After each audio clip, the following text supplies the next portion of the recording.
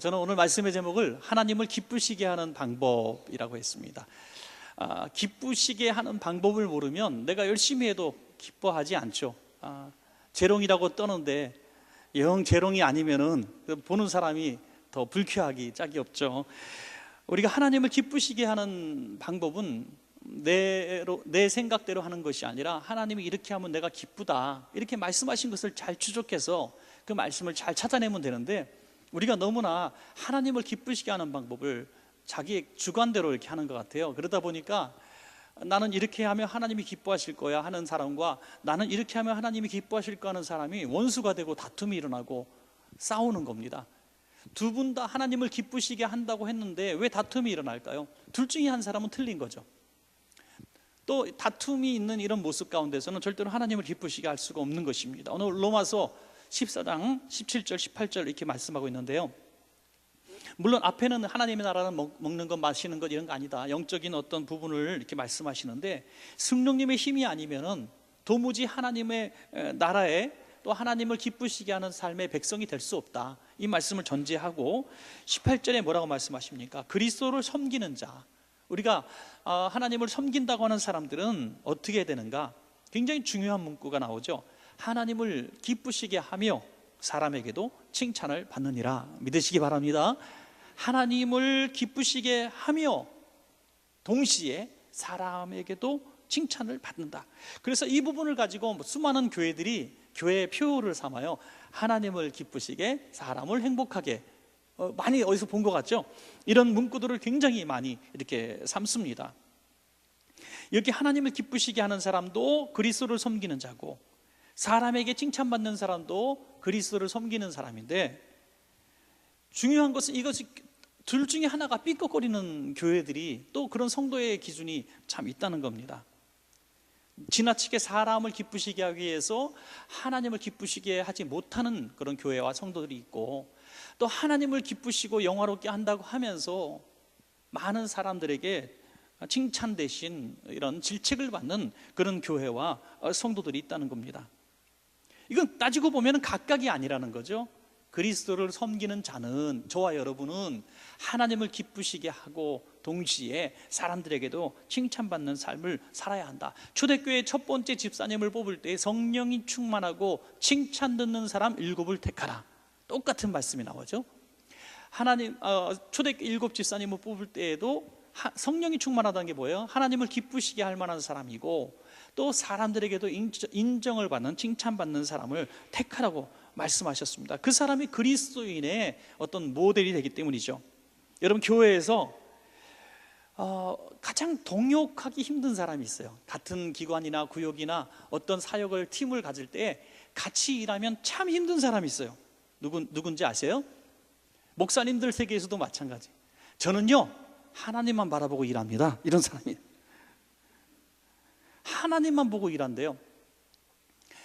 하나님만 보고 일한다는 것이 뭡니까? 하나님은 사람을 보고 일하라고 우리를 뽑으셨다는 거죠. 내 양을 먹이라, 내 양을 치라, 내 이름으로 냉수 한 그릇을 대접하고, 내 이름으로 나그네를 대접하고, 내 이름으로 용서하고, 내가 너를 사랑한 것 같이 너희도 서로 사랑하고, 내 형제를 위하여 목숨을 바치는 것보다 더 귀한 것이 없고, 내 몸을 사랑하는 것처럼 내 이웃을 사랑하라, 원수까지 사랑하라. 계속 말씀하시는 게 뭐예요? 나를 사랑하라, 이렇게 강조하시는 하나님이 아니라 나를 사랑한다면 이웃을 사랑하라고 말씀하고 있기 때문에 그 말씀의 균형을 전혀 잡지 못하는 거죠. 나 하나님만 사랑합니다 하면서 이웃에게는 원망 듣는 이런 삶을 산다는 거죠. 사도행전 2장에 보니까 교인들이, 초대교회 성도들이 칭송을 받았다. 칭송을 받았던 이유 중에 하나가 뭡니까? 다른 사람들에게 인정받을 만한 선한 일들을 행했다는 거죠. 믿지 않는 사람들이 교회를 향해서 괜히 칭찬하겠습니까? 얻어먹는 게 있으니까 칭찬하는 거죠. 보기에 좋았으니까 칭찬하는 거죠. 저 교회 괜찮은 교회야. 여러분, 우리도 그런 교회가 되기를 한번 꿈꿔봅시다. 교회를 모르고 교회를 박해하고 또 교회 타종교를 믿는 사람임에도 불구하고 교회를 나가려면 이왕이면 원천교회 나가라, 이런 소리 정도는 듣기를 원합니다, 여러분. 왜? 교회 그래도 괜찮은 교회 이렇게 칭찬 듣는 이유는 뭡니까? 우리가 하나님을 향한 열심이 뜨거워서입니까? 기도 많이 하고 부흥회 많이 하고 막 수가 부흥돼서입니까? 교회를 크게 져섭니까? 그게 아니라는 거죠. 그들이 바라볼 때 칭찬을 받고 있는 거예요. 뭔가 선한 행위들이 있기 때문에 교회 성도님들이라고 한다면 원천교회 다닙니다 하면은 좋은 교회 다니시네요. 물론 이런 제 희망사항인지 모르겠지만 그렇게 듣고 할 때 이거는 누군가 우리 선배들이 뿌려놓은 아름다운 씨가 있기 때문에 그 열매를 먹고 하루아침에 된. 여러분, 이 명예나 이런 칭찬은 아주 오랜 시간 쌓아야 됩니다. 아주 오랜 시간. 그런데 불명예는 한순간이더라고요. 그 평생 동안 쌓아오는 업적이 요즘에 텔레비전이나 이런 데 매스컴에서 한 번 잘못 나오면 왕창 무너져요. 학교에서도 제가 강의하는 명지대학교에서도 전체 공문이 나왔더라고요. 딱 뭐라고 나왔냐면 최근에 어떤 교수님이 말 한마디 좀 실수했나 봐요. 요즘에 특별히 여성들을 잘못 건드리면 큰일 나는 거 알죠? 그런 좀 비하 발언이 하나 대자보 붙이고 난리가 났어요. 그래서 교수님들 말 조심 좀 하십시오 하고 전체 공문이 내려왔단 말이에요. 그러니까 참 요즘에는 말 한마디 때문에 그분이 수십 년 동안 연구한 업적들, 가르친들, 선한 일을 행한 것들, 학생들 장학금 대주고 공부시키고 이런 것들이 그냥 일순간에 다 사라져 버리는 거죠. 그래서 이 칭찬 듣는다는 거 이게 보통 어려운 일이 아닙니다. 그럼에도 불구하고 그리스도인이라면 하나님을 기쁘시게 하고 성도 또 이웃들에게 칭찬을 받는 교회가 되었다. 그래서 저는 하나님을 기쁘시게 하는 방법이 뭐냐, 이 두 가지가 아주 균형을 맞아야 된다는 거예요. 실제로 하나님을 기쁘시게 할 만한 이런 성령에 사로잡힌 생활을 하고, 두 번째는 이 생활의 어떤 증거들로서 하나님을 기쁘시게 하는 그 노력들이 이웃을 향해서 드러나야 된다는 겁니다. 드러나는 삶이죠. 한 가지씩 한번 보도록 하겠습니다.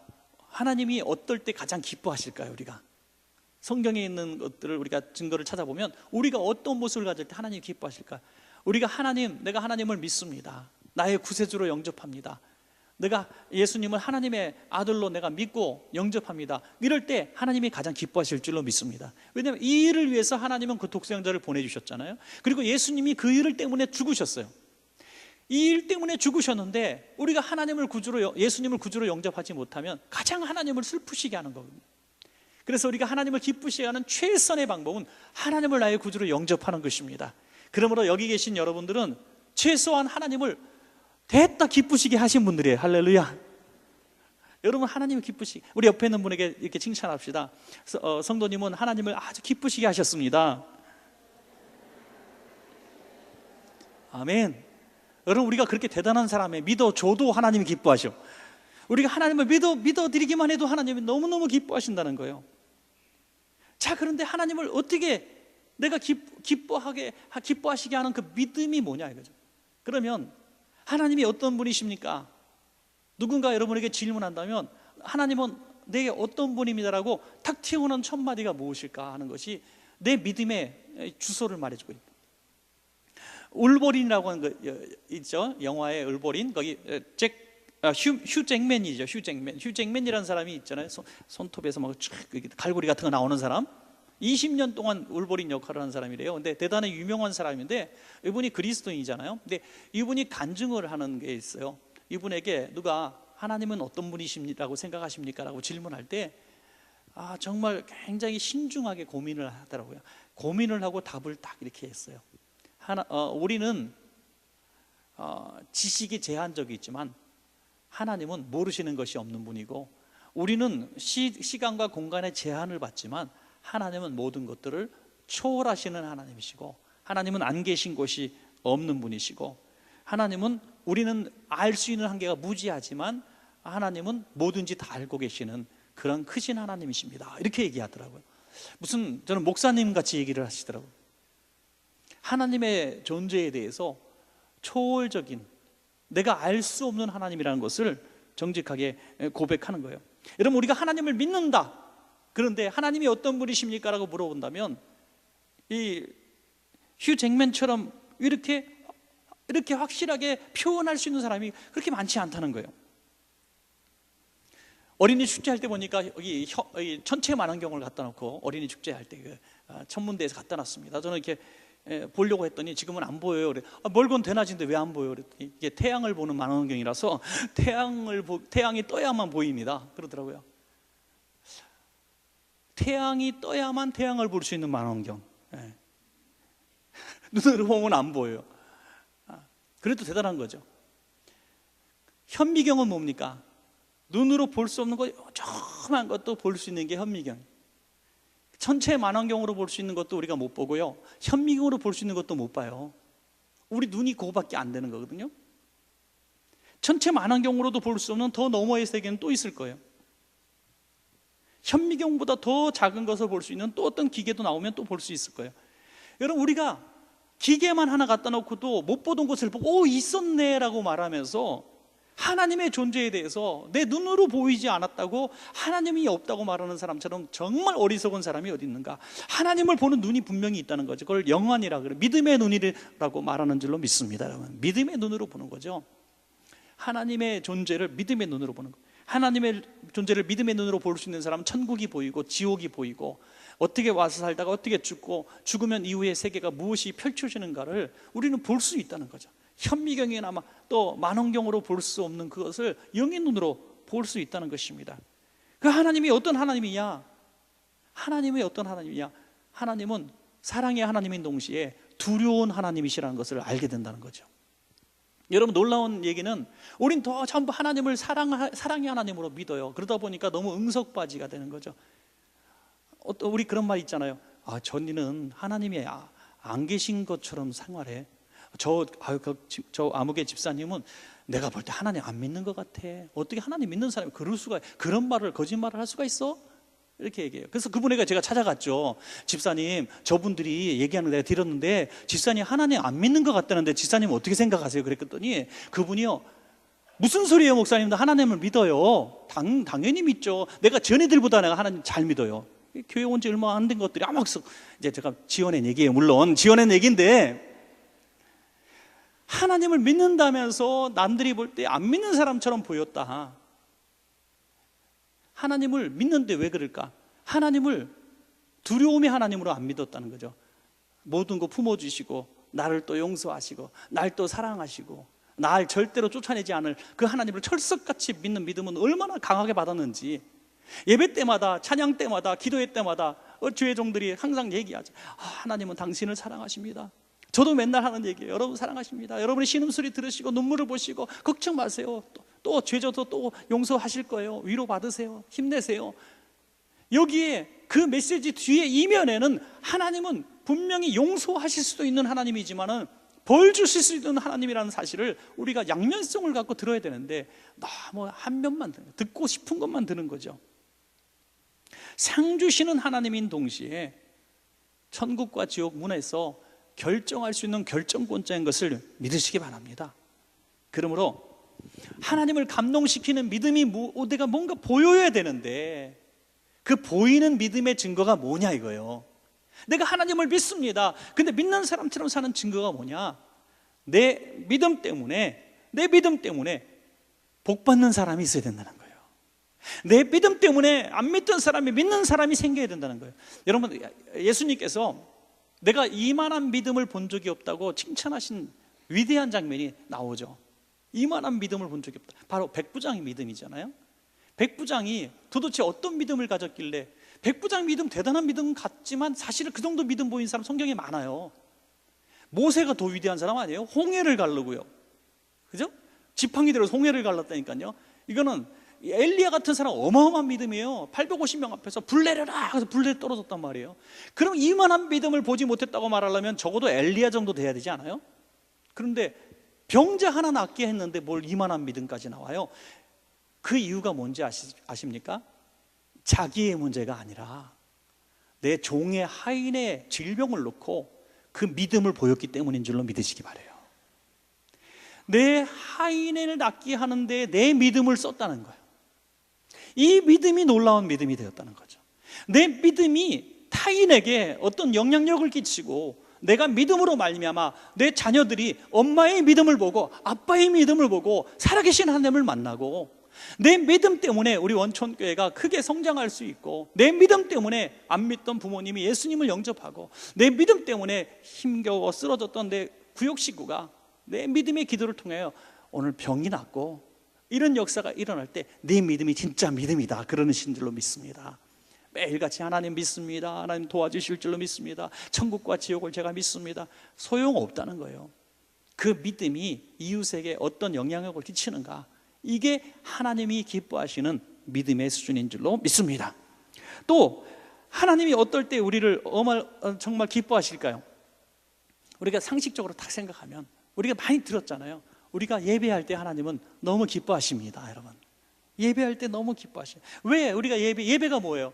하나님이 우리를 창조하신 창조주시고 나는 피조물입니다.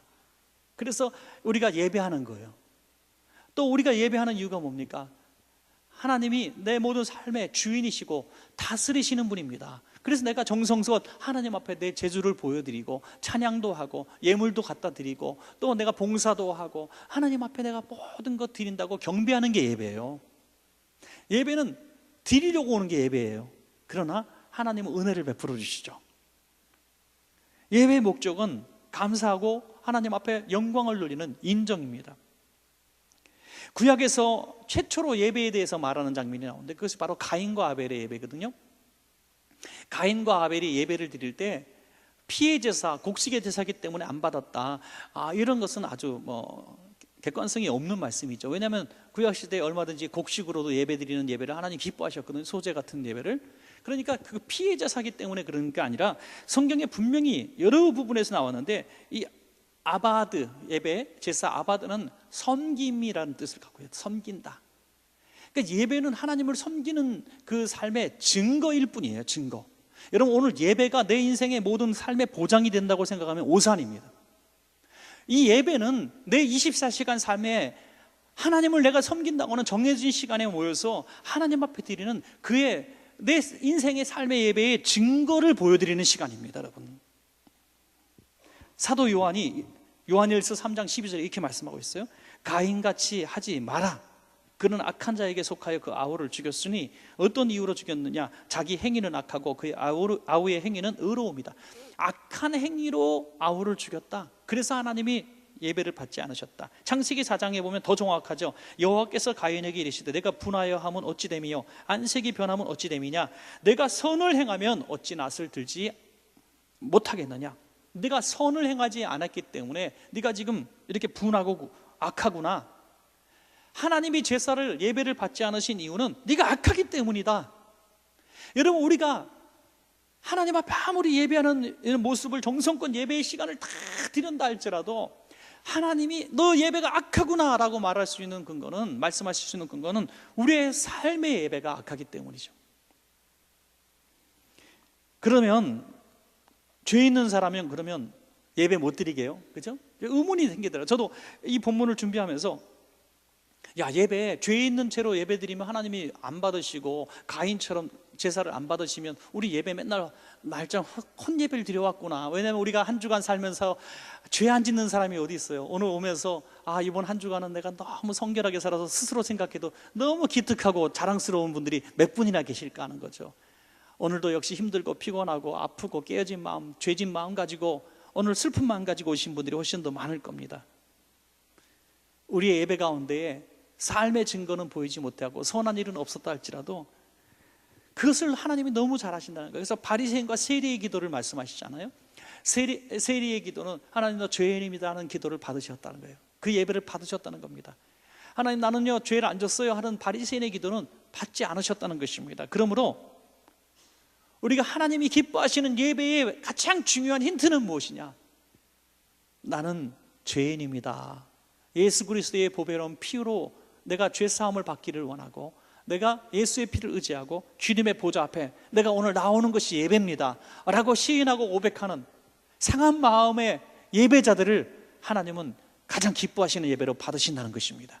천천의 만만의 수양의 기름과 제물을 바쳐도 소용없는데 회개의 제사를 가지고 오면 하나님은 기뻐하신다는 거죠. 히브리서 4장 16절에 우리는 긍휼하심을 받고 때를 따라 돕는 은혜를 얻기 위하여 은혜의 보좌 앞에 담대히 나아갈 것이니라. 다음 데이. 그러므로 타인을 향한 우리의 예배에 가장 중요한 칭찬 듣는 비결이 뭡니까? 용서해 줘야 된다는 거죠. 내가 하나님 앞에 죄사함의 고백을 누리는 것처럼 내게 죄진 사람들을 풀어놓아 자유케 하고 하나님 앞에 나와 예배할 때 그 예배가 진정한 예배가 된다. 예물을 가지고 와서 드릴 때, 이렇게 드릴 때 형제와 화목하지 못한 것이 있거든. 재물은 그냥 놓고, 하나님이 참 기가 막히신 하나님, 가져가면 마음 변해서 안 갖고 올까 봐 여기 재물은 그냥 놓고 거기 가가지고 형제와 화목하고 와서 다시 드립니다 하고 단위 올려봐 드리라 그랬어요. 무슨 말씀입니까? 예배에 가장 중요한 것이 용서라는 거죠. 용서.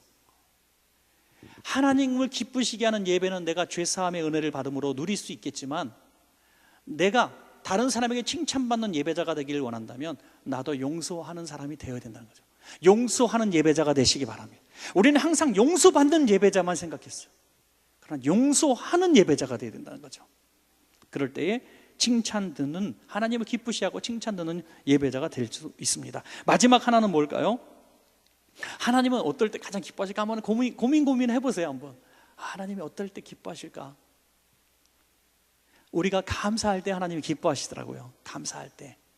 하나님도 뒤끝이 있는 분이에요. 뒤끝. 그래서 10명의 나병 환자가 다 나가고 갔는데 한 사람만 돌아왔을 때 예수님이 약간 삐치셔가지고, 야, 아홉은 어디 갔니? 이러셨다니까요. 아홉은 어디 갔니? 그 뭐 묻지도 따지지 말고 잘 왔다 칭찬하시고 그러실 것 같은데, 야, 아홉은 어디 갔니? 걔네들 다 낫지 않았니? 진짜 섭섭하네. 주님 그렇게 보이신 거죠. 그렇다고 해서 그 한 명이 어마어마한 걸 갖고 온 거예요? 아니잖아요. 무슨 나병 환자가 공동체 생활하면서 뭐가 돈이 있었겠어요? 뭐 비싼 물건이 있었겠습니까? 아무것도 없어요. 그러니까 감사해요 하고 와서 엎드려서 살해하니 인사했다는 거예요. 그냥 정말 감사합니다. 그냥 머리 땅에다 탁 대고 감사를 표현할 때 너무 기뻐하셔서 그 기쁨을 가지고 영혼의 구원에 약속을 하시는 것입니다. 여러분, 마찬가지로 우리가 하나님을 기쁘시게 하는 것은 하나님의 은혜인 줄 알고 감사할 때 하나님이 기뻐하십니다. 그러면 하나님께 내가 너무 감사해요. 물질도 드려요. 그런데 세상 사람이 그 드림을 보면서 우리를 책망하고 멸시하고 우리를 부끄럽게 하면 안 되잖아요. 우리가 부모님들이 참, 그것도 저는 조심해야 된다고 생각하는 부분이 뭐냐면, 믿음 좋은 한 분, 이제 아내만 예수 믿는 경우가 참 많잖아요. 그래서 하나님 앞에 열심히 믿음 가지고 물질도 드립니다. 근데 자식들이나 남편이나 또 시부모님이나 친정 부모님 모실 때, 또는 교회 성도들, 이 구역 식구들한테는 너무 인색하신 분들이 있어요. 구역 식구들 평생 가에 짜장면 한 번 잘 안 사면서 헌금은 누구보다 열심히 해. 저는 하나님의 입장에서 이걸 볼 수는 없어요. 저는 하나님이 아니니까. 그러나 하나님은 그 물질에 별로 관심이 없으신 분이에요. 믿으시기 바라요. 하나님은 모든 것의 주인이세요. 하나님은 하나님 앞에 정말 아끼고 전략하고, 내가 이거 하나님 앞에 드려야 돼 하면서 막 하나님 앞에 드리는 간절함을 보고 하나님은 너무 감동하실 거예요. 그건 틀림없어요. 가난한 사람의 50만 원, 100만 원이 부자 재벌의 뭐 100억보다도 훨씬 더 큰 돈 아니에요? 그러니까 그런 돈을 하나님 앞에 드릴 때 하나님이 너무 기뻐하실 것 같아요, 사실은. 그런데 하나님이 이것을 기뻐하시다가 별로 기분이 안 좋으시는 부분이 있다니까요. 그거는 사람들에게 너무 인색할 때. 여러분, 그것이 저는 성경에 어느 부분이 있을까 했더니 여기 있더라고요. 1만 달란트 빚진 자, 그리고 100데나리온 빚진 자의 비유에서 나오더라고요. 이제 1만 달란트 빚진 자에게 임금이 찾아왔어요. 그래서, 야, 네 이거 안 갚으면 네 자식들 다 노예로 삼고 너 옥에 가둘 거야 했더니 막 싹싹 비는 거예요. 저는 도저히 할 수 없어요. 제가 할 수 있는 것까지 할 테니까 좀 봐주세요. 이게 우리의 헌금이거든요. 우리가 하나님 앞에 모든 거 갚을 수가 없거든요. 우리가 생명을 구원받아, 우리가 강도가 들어와서 칼을 딱 디밀면 우리 100의 99는 똑같은 말을 뭐라고 해요? 목숨만 살려주세요. 그랬잖아요. 그때는요, 재산이라도 다 줄 수 있을 것 같아. 그게 이제 우리의 목숨값이에요. 그래서 예수님께서 우리를 위해서 죽으심으로 우리의 영원한 생명을 살려주신 줄로 믿습니다. 얼마나 감사해요. 그러니까 우리가 드릴 수 있는 것들을 다 드릴 때 이건 당연한 감사거든요. 우리의 감사의 수준은 그냥 믿음의 수준이고 우리가 드릴 수 있는 거예요. 그런데 이 믿음이 하나님께로만 향해 있으면 문제가 되는 거예요.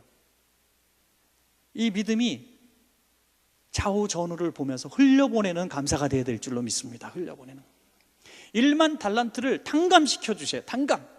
너 안 갚아도 돼. 그 목숨값을 주님이 대신 갚아주셨어요. 그런데 길을 가다가 100데나리온 자기에게 빚진 사람을 만나서 멱살을 잡고 옥에 가둬버리잖아요. 자, 이것은 1만 달란트와 아무 상관이 없어요. 하나님과 아무 상관이 없어요. 이건 내 거예요. 하나님께 빚진 게 아니에요. 이건 내가 빚을 받을 수 있는 권리가 있는 거예요. 하나님과 상관이 없는 거예요. 그런데 하나님이 화가 나셔가지고 다시 가두라는 거죠. 1만 달란트 취소, 네가 갚어 한다는 겁니다. 우리가 하나님 앞에만 막 드리면 끝이 아니라 내 이웃을 불쌍히 여기고 효도하고 연약한 자를 돕고 병든 사람을 돌아보고 우리 가난한 이웃들을 먹을 걸 갖다 주고 위로하고 우리 구역 식구들, 우리 기관 식구들 좀 자식들 돌봐주고 이렇게 선하게 내 물질을 흘려보내야 우리를 위해서 십자가 지시고 우리의 모든 것들을 탕감해 주신 하나님이 기뻐하신다는 사실을 믿으시기 바랍니다. 이 사실을 우리가 잘 몰라요. 하나님께만 다 드리면 전 재산 팔고 집 팔고 논 팔고 하나님께 드리면 하나님이 자손대대로 복 줄 줄 아는데 이거는 무슨 주식 투자하는 겁니까? 이게 무슨 뭐 재테크 하는 거예요? 아니에요. 하나님께 드릴 수 있는 최선의 것을 드리는 건 감사하고 하나님 기뻐하시는 건 틀림없지만 내 삶의 물질이 흘려보내기를 하나님 원하시는 거예요. 나그네를 먹이고 옥에 갇힌 자를 돌아보고 고아와 과부를 도와줄 때에 잘하였다, 그것이 내게 한 것이니라. 할렐루야. 우리 여기서 정신을 좀 바짝 한번 차려야 되는 거 아니겠어요? 아, 그랬구나. 하나님께 드려서 내가 부모를 공경할 게 없다, 고르반이라 할 때 책망하시잖아요. 사랑하는 여러분, 오늘 저는 이 하나님이 어떻게 하시면 기뻐하실까라는 것을 하나님 앞에 기쁨을 드리는 것만 우리는 늘 생각해 왔어요. 하나님 앞에 내가 이렇게 예배 드릴 때 기뻐하시지. 내가 믿음 가졌을 때 오직 믿음 할 때 하나님 기뻐하실 거야. 내가 하나님 앞에 진짜 도전적인 헌금, 믿음의 헌금 확 그냥 바치는 거, 집 팔고 논 팔고 막 내 11조 100만 원도 못 드리는 사람이 막 1000만 원 한 방 드려버리고 믿음으로 말이에요. 그러면 하나님이 기뻐하시죠. 물론 기뻐하셔요. 여기는 틀림없이 인정. 하나님 기뻐하세요. 야, 너 정말 믿음 가졌구나. 그런데 세상 사람이 볼 때 그 세 가지 요소가 칭찬할 수 있는 요소가 되려면 그 믿음이 다른 사람에게도 동일하게 흘러나가야 된다는 거죠. 아, 전이는 교회에는 잘하는데, 교회에 충성하고 열심히 하는데 자식들을 뭐 너무 못 돌봐. 정말 뭐 이렇게 누가 돌봐주는 법이 없어. 너무 이기적이야. 이러면은 하나님이 기뻐하시다가 화내신다니까요. 우리가 균형 잡힌 이 믿음 가져야 된다는 겁니다. 여러분, 말씀을 맺겠습니다. 우리는 지금까지 그러면 하나님을 기쁘시게 해 오셨습니까? 라는 질문을 한번 드리고 싶어요. 저를 비롯해서. 제가 하나님을 믿으세요? 그러면 아멘 할 거예요. 예배 드리시는 삶 하나님 기뻐하시는 줄 믿으십니까? 아멘 할 거예요. 하나님 앞에 그래도 힘이 지나도록 감사하는 삶 사셨습니까? 그러면 네, 부흥회 때 진짜 큰 헌금도 드렸어요. 강사 목사님이 이렇게 좀 헌금을 이렇게 잘 걷는 메시지를 하는지 내가 꼴딱 넘어가가지고 세 번째 날 나오지 말았어야 되는데 그 약속을 하는 바람에 제가 그냥 아이고, 지금도 그것 때문에 내가 빚을 져갖고 지금 얼마나 허덕이는지. 부흥회는 1년에 한 번만 하지 왜 두 번 해가지고 분기별로 고통받게 하십니까? 뭐 이런 마음을 가질 수도 있어요. 근데 여러분, 드린 것, 예배하는 것, 믿음 있는 것, 여러분 하나님께 기쁨을 드린 거예요. 하나님 기뻐하세요. 얼마나 감사해요. 그런데 이 세 가지는 아멘 할 수 있겠지만 그 다음 대답을 아멘 할 때 힘들면 안 된다는 거예요. 우리의 믿음, 그 믿음 때문에 과연 예수를 믿게 되고 믿지 않던 자들이 예수님 앞에 돌아온 사람이 얼마나 있는가. 내 예배하는 삶의 모습을 통해서 이웃들을 얼마나 예배하는 자로 동석을 시켰는가. 내가 감사하는 삶을 살았던 것처럼 내가 그 감사를 이웃들에게 얼마나 흘려보냈는가, 이런 질문에 대해서는 우리가 크게 아멘하기가 참 부끄러울 때가 많습니다. 사랑하는 여러분, 진심으로 하나님을 기쁘시게 하는 균형된 삶을 사시기를 축원합니다.